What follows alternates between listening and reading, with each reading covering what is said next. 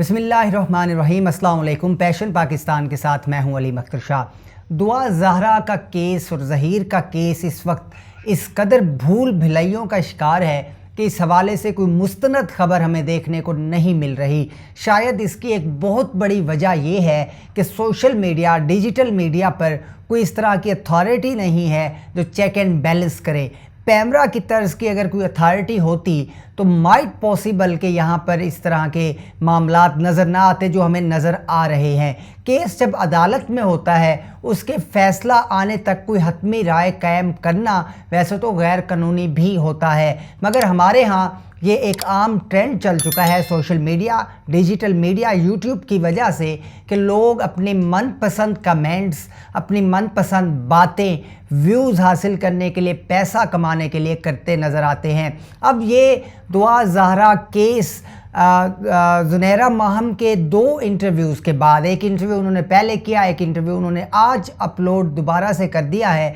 उसके बाद से एक नई बहस छिड़ गई है। कोई कहता है प्लांटेड इंटरव्यूज़ थे। पहले इंटरव्यू में जो सवाल उठाए गए कि दुआ ज़हरा ने, वो सवाल दुआ ज़हरा से क्यों नहीं पूछे गए ज़ुनैरा माहम की जानिब से। ज़ुनैरा माहम ने अपना दूसरा इंटरव्यू जो किया दुआ और ज़हीर का, उसमें उन तमाम सवालात को एड्रेस करने की कोशिश की। ऐसे में पहले इंटरव्यू के बाद बहुत सनसनीखेज़ खबरें सामने आई, जिसमें एक खबर ये भी थी कि ज़ुनैरा माहम का जो कैमरामैन है उसने कुछ इंकशाफात कर दिए हैं, कुछ इस तरह के इंकशाफात के जिससे ये साबित होता है कि ये इंटरव्यू प्लांटेड था। सोहराब बरकत ने उस इंटरव्यू में पीछे दीवार पर बनने वाले साए पर, शेड्स पर भी बात छेड़ दी। उनका कहना था कि शेड्स इस तरह के थे जिससे नज़र आ रहा था कि कुछ दराज कामत इंसान कमरे में हरकत कर रहा है और वो तमाम तर इंटरव्यू को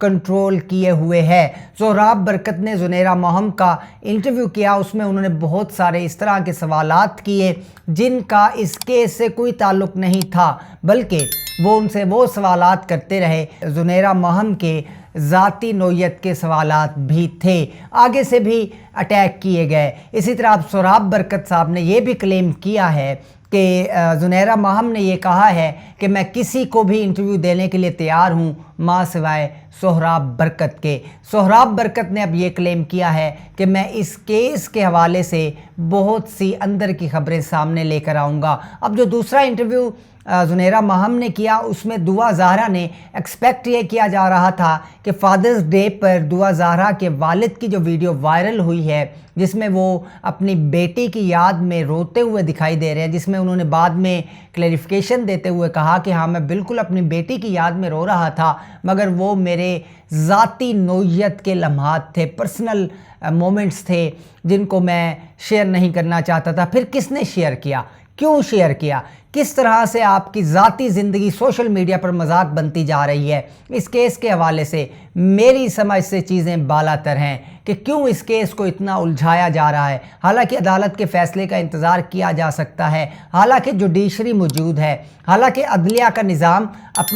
अपना काम कर रहा है, केस लगा हुआ है, हेयरिंग्स हो रही हैं, सब मामलात हो रहे हैं, मगर उसके बावजूद इस तरह के मामलात सामने आ रहे हैं। अच्छा, अब जब ये एक्सपेक्ट किया जा रहा था कि दुआ ज़हरा के वालिद मेहदी काज़मी, वो रोते हुए उन्होंने वीडियो शेयर की है, तो पूरा पाकिस्तान ये दुआ कर रहा था कि अल्लाह ताला जल्द अज जल्द दुआ ज़हरा को अपने वालिद से और मेहदी काज़मी को अपनी बेटी से मिलवा दे। मगर उसके साथ ही अब दूसरे इंटरव्यू में दुआ ज़हरा ने यह कहा कि मेरे वालिद की तरफ से जो बातें की जा रही हैं, मेरे दिल में उनके लिए नफ़रत बढ़ती जा रही है, दूरियां बढ़ती जा रही है। मेहदी काज़मी ने एक यूट्यूबर को इंटरव्यू देते हुए ये भी इंकशाफ किया कि मैं इकलौता हूँ, मेरा कोई बहन भाई नहीं है, जबकि दुआ ज़हरा ने अब इस इंटरव्यू में ये भी कह दिया है कि मेरे वालिद ने झूठ बोला है, बल्कि मेरे ताया भी हैं, एक चाचू भी हैं और एक फूफी भी हैं। यानी वो ये कहना चाहती हैं कि मेरे वालिद इस हवाले से भी सरासर झूठ बोल रहे हैं। अपनी उम्र के सवाल के जवाब में उन्होंने कहा कि मैं क्योंकि कम खाती पीती हूँ और बचपन से बाहर का खाना खाती हूँ तो इसलिए मैं कमज़ोर हूँ और आवाम को ये लगता है कि मेरी उम्र कम है, मगर मैं अब बड़ी हो गई हूँ, 17 साल मेरी उम्र ہو چکی ہے۔ اسی طرح روح افزا جامع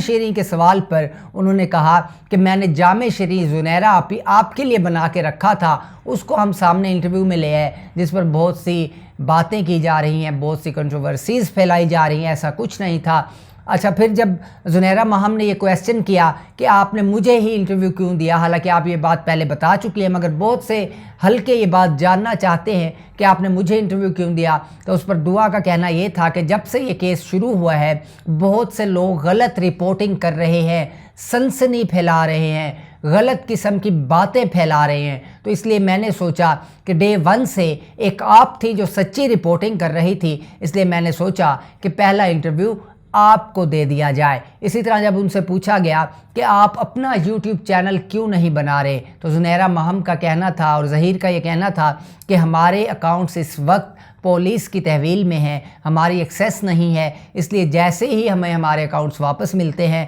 ہم اس پر یوٹیوب چینل بنا کر خود ولاگنگ کریں گے، خود سامنے آئیں گے اور تمام تر معاملات آپ کو بتائیں گے۔ بہرحال یہ ہمارے معاشرے کا المیہ ہے، یہ اس سوشل میڈیا کی وجہ سے ہمارے ہاں جنم لیتا ایک نیا المیہ ہے کہ لوگ اپنی مرضی کی خبریں بناتے ہیں، مرضی کی سنسنی پھیلاتے ہیں اور اس کو معاشرے میں عام کر دیتے ہیں۔ اس طرح کے حساس کیسز میں بھی یہ چیزیں سامنے آ رہی ہیں، اور اگر مہدی کاظمی وہ اتنے ان کے پرسنل لمحات تھے جہاں وہ رو رہے تھے، ان کو انہوں نے سوشل میڈیا پر کیوں شیئر کیا، اور جس نے شیئر کیا اس کے خلاف وہ کیوں نہیں بولے؟ وہ تو بڑے مسکرا کر کہہ رہے تھے کورٹ میں کھڑے ہو کر کہ وہ میرے پرسنل لمحات تھے، میں آبدیدہ ہو گیا تھا۔ یہ کیس کیوں اتنا زیادہ اچھالا جا رہا ہے؟ فیصلہ آنے پر ہی شاید ہمیں یہ معلوم ہو سکے گا۔ آج تک کے لیے اتنے ہی، اجازت دیجیے، اللہ حافظ۔